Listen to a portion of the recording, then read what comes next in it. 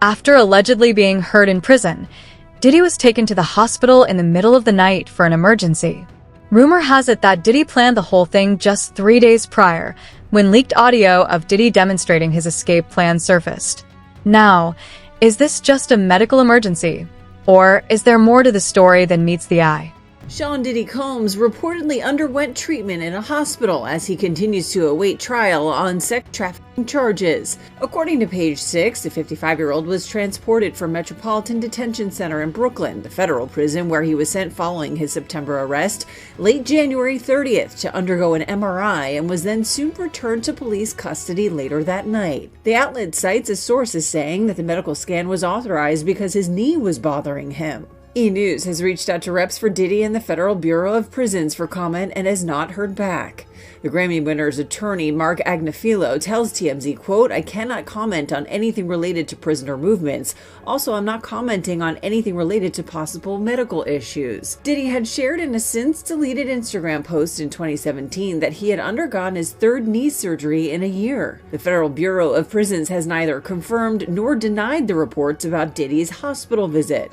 A spokesperson for the government agency tells the New York Post, quote, "For privacy, safety, and security reasons, we do not comment on the conditions of confinement for anyone in our custody to include medical status or medical trips." The hospital visit allegedly took place hours after federal prosecutors filed a new criminal indictment against the rap mogul, accusing him of coercing 2 additional women into commercial sex acts. No additional charges are included in the new filing, as the original September indictment had referenced 1 female victim. His lawyer has accused the prosecutors of making a major error in the new indictment. In a statement to E! News January 30th, he says, quote, "The prosecution's theory remains flawed. The government has added the ridiculous theory that 2 of Mr. Combs' former girlfriends were not girlfriends at all, but were prostitutes." Diddy has denied all of the charges against him, and his trial is set to begin May 5th. According to Dr. Dwayne Hendricks, the deputy warden at the Metropolitan Detention Center, in his decades of experience, he has never witnessed an inmate treated this way. Even high-profile inmates like Diddy, such as Jeffrey Epstein, have stayed at the MDC, but they do not have this much authority. For security reasons, medical procedures are typically carried out during the day, but for Diddy, everything happened in the middle of the night. It was filed on January 30th. Coincidentally, according to the New York Post, that's the same day P. Diddy was taken to a Brooklyn hospital from MDC. MDC is the Metropolitan Detention Center in Brooklyn. It's where Diddy's been held since his arrest back in September. His team has tried multiple times for bail, but it's always been denied. So that's where Diddy has been for months now, but last week he was taken to the hospital. According to reports from the New York Post, Diddy was transported from MDC in the cover of darkness at about 10 p.m. on January 30th. He was taken to a Brooklyn hospital for an MRI after reporting issues with his knee. This actually isn't the first time we've heard about Diddy's knee either. He's apparently had problems with it since 2003 when he ran the New York Marathon. He even had multiple knee surgeries back in 2017. In a now deleted Instagram post, Diddy shared this photo and wrote, quote, "Just had my final knee surgery. They said I'd never run again. I said the devil is a liar, 2 exclamation points. 3 surgeries in 1 year. 3rd time's a charm, 3 exclamation points. Hashtag rebirth. Don't take the simple things in life for granted. Thank you to all the surgeons and docs and PTs. I thank God for y'all. And hashtag team love, hashtag thank you, hashtag God is the greatest." He also wrote, quote, "God puts us all through things for a reason. It's up to us to learn through the things that he puts us through. Sometimes you have to go through the pain to get to the joy. This journey has brought me closer to God, closer to my family, and most importantly, closer to myself, as this has been God's will." So apparently Diddy's knee has been bothering him recently, so he reported it. At some point, it was decided that he needed medical care outside of the jail, so he was taken to a Brooklyn hospital. He was only gone for a couple of hours and came straight back to MDC after his MRI was finished. Diddy's attorney Mark Agnifilo told TMZ, quote, "I cannot comment on anything related to prisoner movements. Also, I'm not commenting on anything related to possible medical issues." A statement from the Federal Bureau of Prisons was released too. It says, quote, "For privacy, safety, and security reasons, we do not comment on the conditions of confinement for anyone in our custody to include medical status or medical trips." Why are the officers currently disregarding protocol in regards to Diddy? Diddy is currently in the hands of the U.S. Marshals and is being held in pre-trial custody. It appears like Diddy may be pushing ties to get himself out of jail on the grounds of a medical condition. Diddy has been attempting to get out of jail for months, even offering $50 million as bail, but to no avail. This particular process was a little bit different because, as you know, most doctors' offices and most folks that do MRIs and x-rays and things of that nature, they're on a normal work schedule, between, the normal business hours of maybe 10 o'clock and maybe 6 p.m. So in that case, this was a little bit different, getting him outside the facility in the late evening hours to do just, possibly a basic MRI. Yeah, I was thinking about the timeline too, because I don't ever recall going to the doctor at 10 p.m. at night. As you said, it's usually 9 to 5, 10 to 6 kind of vibes. But for P. Diddy, I can kind of understand why it was at 10 p.m. Correct me if I'm wrong. I'm thinking they decided to do this because he's such a high-profile name that they wouldn't want to draw attention to it. I mean, this is an unassuming Thursday night around 10 p.m. Could that be why they decided then to go to the hospital?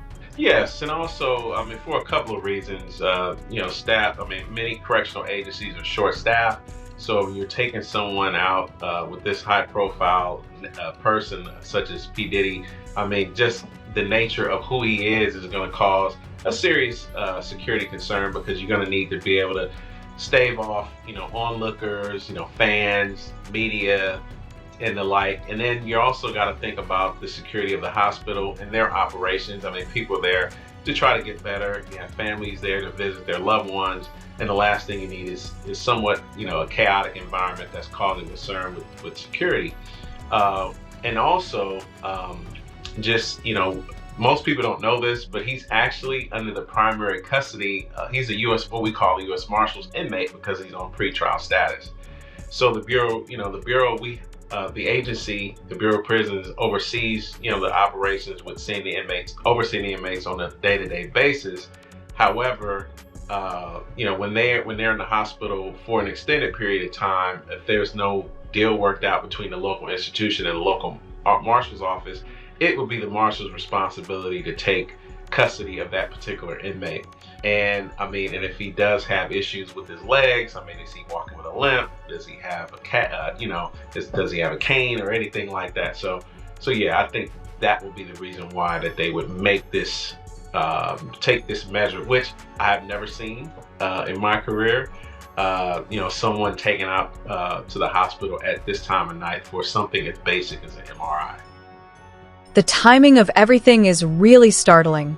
Diddy was captured on camera a few weeks ago telling someone that he had one last trick up his sleeve that he would use to get out of jail as soon as his bail was rejected last month.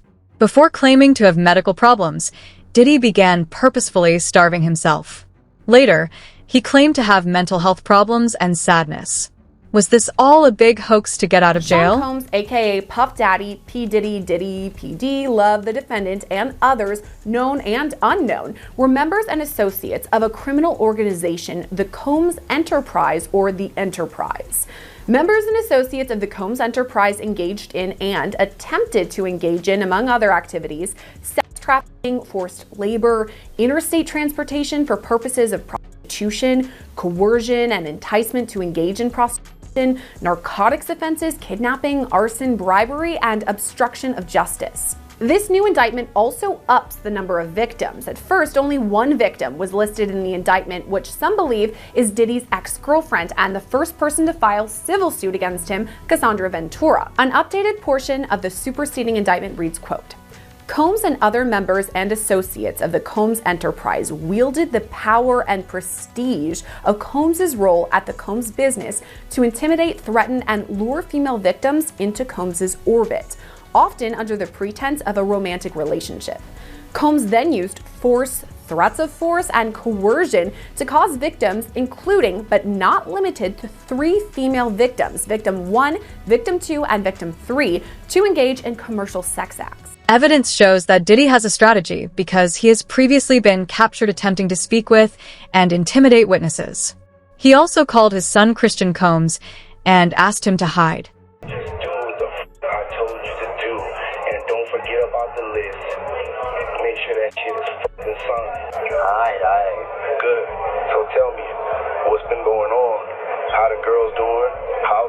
you doing? They good, they good. Quincy, he been filming a lot. Hey, yo, don't tell me that he's out here filming for that vlog show, what the fuck it's called. Yeah, I guess so. He do got us in it too. Yo, y'all motherfuckers stupid? Y'all understand the definition of lay low? This nigga got a fucking TV show while I'm dealing with this shit. Y'all need to just stay out the fucking press. No cameras, no nothing. Don't entertain nothing. Don't take pictures. Don't sign autographs. Just stay in the fucking house. Not me though, Pop. I do be in the crib. Everybody else just be on different shit. Don't nobody want to listen to what I gotta say. But it's all good. I got motherfuckers cutting deals left and right trying to take me down. Nah, Pop. Everything gonna be alright. We gonna get you out. Oh, I know. Cause I got one more trick up my sleeve. And this one is gonna put everybody back in their seats. I can't wait to see the look on everybody's faces when this shit happens. What you mean though, Pop? Don't even worry about it. Just do me a favor and vote for Harris. Alright. And don't be surprised when all my so-called friends do exactly that. Alright, now, did you complete everything that's on the letter? Yeah, I got the pig pen, Pop. I did it. Are you stupid? I gotta go. I'll call you back. The mayor of New York gave Diddy the key to the city weeks before to his arrest. The mayor was aware that Diddy was the subject of an ongoing investigation, but he still delivered the key because Diddy was pulling his strings. Diddy is connected to some of the most influential politicians in the nation. There is much more to this plot than meets the eye. The prosecutor presented that the judge was going to allow him to be bonded out on the first get-go. Now, if he comes up with some more hearings, he might be released. But based on the evidence, they've been following him, bro. They've been tapping his phone, been having people watch him. You understand?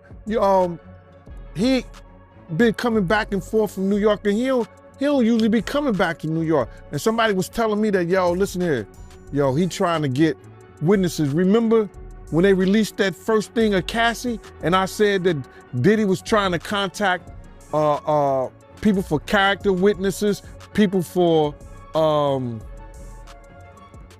who he had problems with before, whatever like that, and trying to talk to them in the whole 9 yards.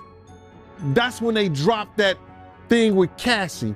The Homeland Security had some agency or whatever like that that deals with that, dropped that thing on Cassie to show everybody, oh, y'all want to help him? Y'all, this is what y'all want to help? This is who y'all want to, say that he ain't never did nothing. This is what you want to put your brand on? And everybody started backing up from him. Everybody was talking about, yo, man, Cassie was a gold digger. Cassie was this, that, and the third. She loved it in the whole 9 yards. And then when they seen that, all his friends or so-called friends, went away. So him not having a bond is not surprising. Yeah, and he offered them $50 million, and they still denied his bond. He should have waited to see what they was gonna offer. Because if he got $50 million to get him and offer that, then they think like, yo, that's too little of a money. Judge Aaron Suprin claims that Diddy is a danger to witnesses and shouldn't be released. He has had his bail repeatedly denied and now understands that the only way he can escape is by fabricating a medical condition. If Diddy needs surgery or other procedures, he will be placed in a treatment center until he gets better. New details this morning in the sex trafficking case against Sean Diddy Combs. Prosecutors now claiming that from behind bars, Combs has been trying to reach out to victims and possible witnesses. And ABC's Phil Lipoff is here now with this story. Good morning, Phil. Good morning, Gio. Diddy's lawyers trying for a third time to get him out on bail, but this time, the prosecution telling the judge about attempts they say the rap mogul made from behind bars to influence everyone from potential jury to alleged victims. This morning, prosecutors leveling new accusations against Sean Diddy Combs, saying he poses a serious risk of danger even from behind bars as he awaits trial. In a court filing late Friday, prosecutors detailing the steps they say Combs is taking while locked up to reach out to prospective witnesses and influence public opinion to affect potential jurors.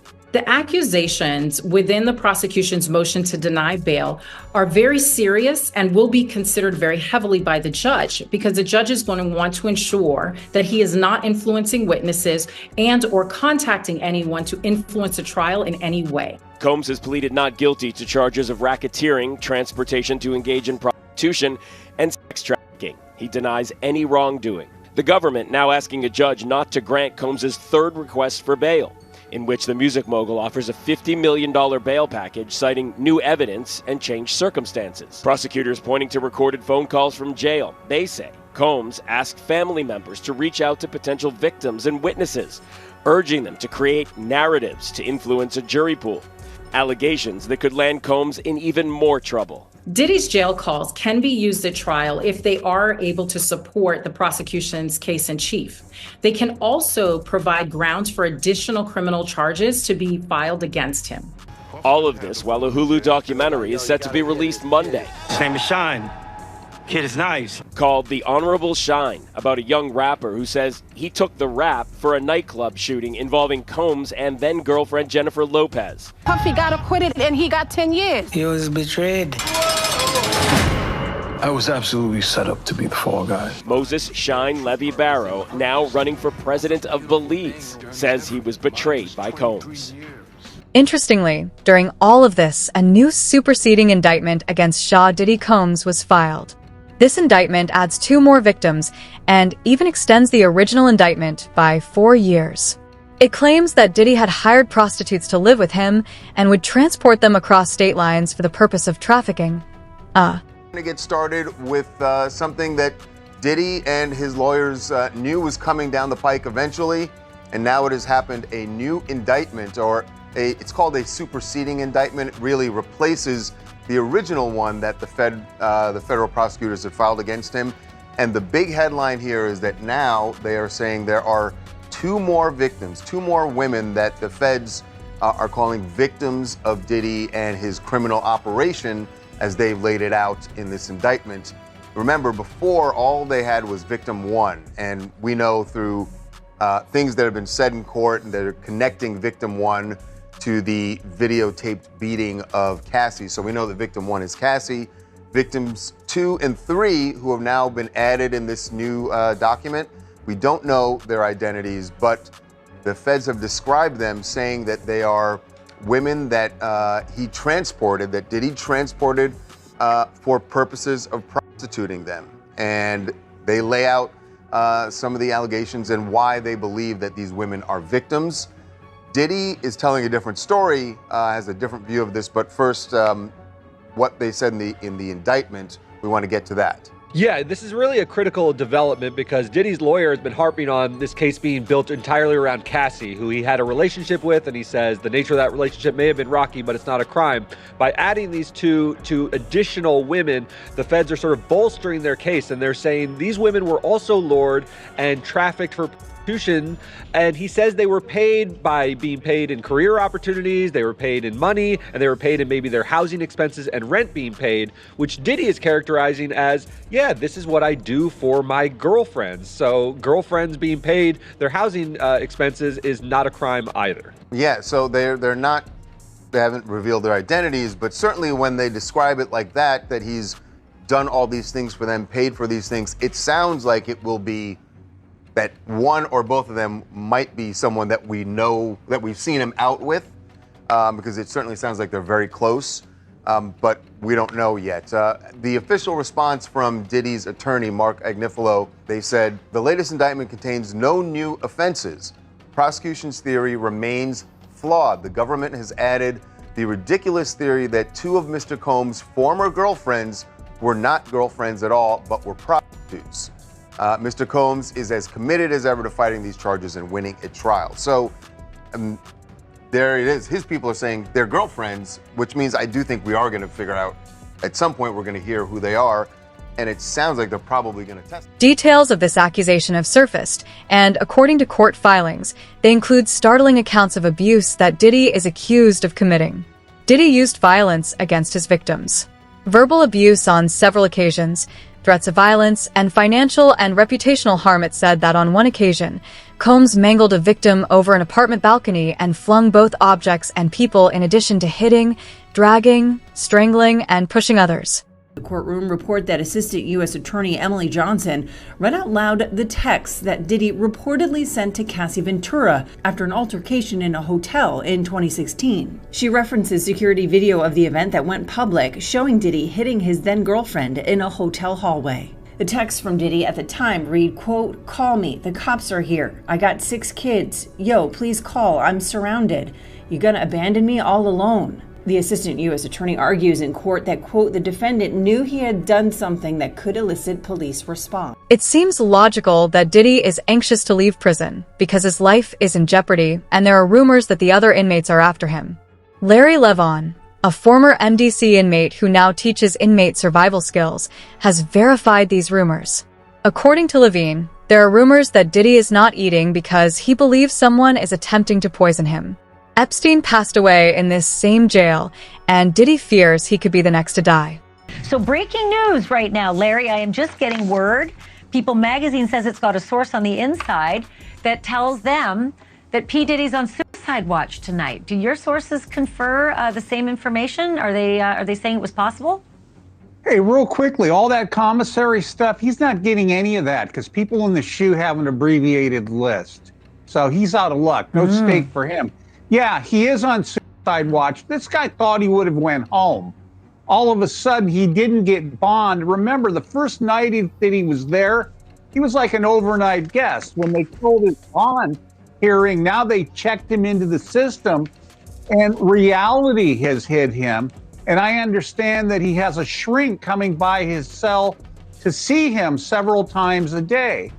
And now there's talk about putting him in, it's like a bubble. It's like a cell that has like a plexiglass wall in it where they have inmates watching you. That's actually their job, to keep an eye on the inmates that are on suicide watch.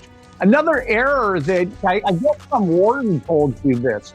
There are sentenced inmates there. They're called cadre inmates. They don't have to be white collar inmates, but they're doing maintenance on the building. And the problem why there's a lot of violence there, they have housing units and they're mixing bank robbers, drug dealers, rapists with white collar people. And this is why Diddy, he can't go into a regular housing unit because somebody will take him out for sure. Somebody's gonna get a lot of street credibility out of this. People that are doing substantial time that know they're never getting out, they'll just kill a guy. No questions asked. You think that they'd suck up to him because he's got a lot of money, and if he ever does get the commissary options, he would be able to help them. Some people do because I got to wrap it real quick. Okay, some people do think that Diddy can help them, but this guy's going to be locked up forever. His case will probably take at least 3 years to litigate. He'll stay at MDC. There's rumors that he wants to go to Essex County Jail in New Jersey because he doesn't like MDC.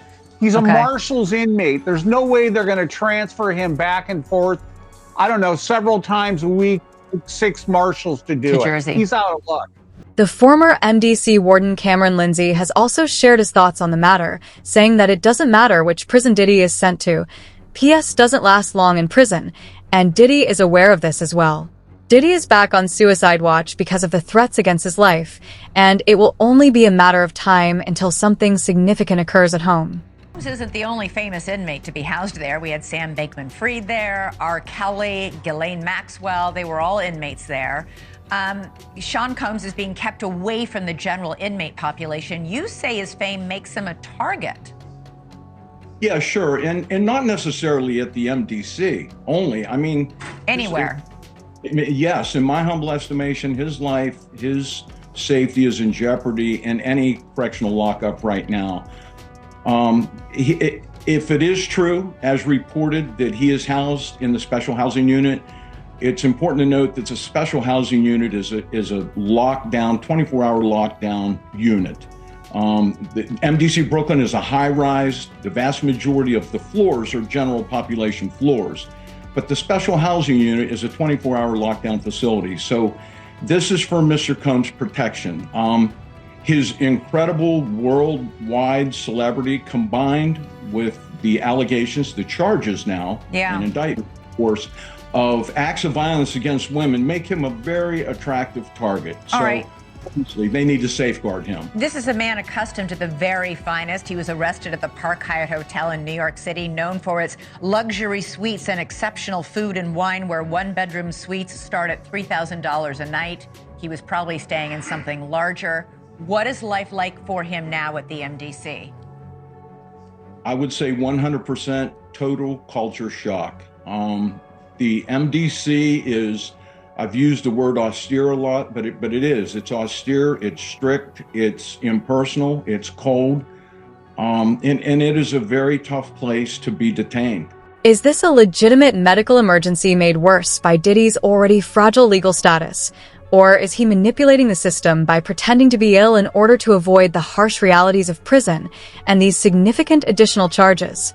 The reports of preferential treatment raise several concerns, and the timing is unquestionably odd. Share your theories with me in the comments section below.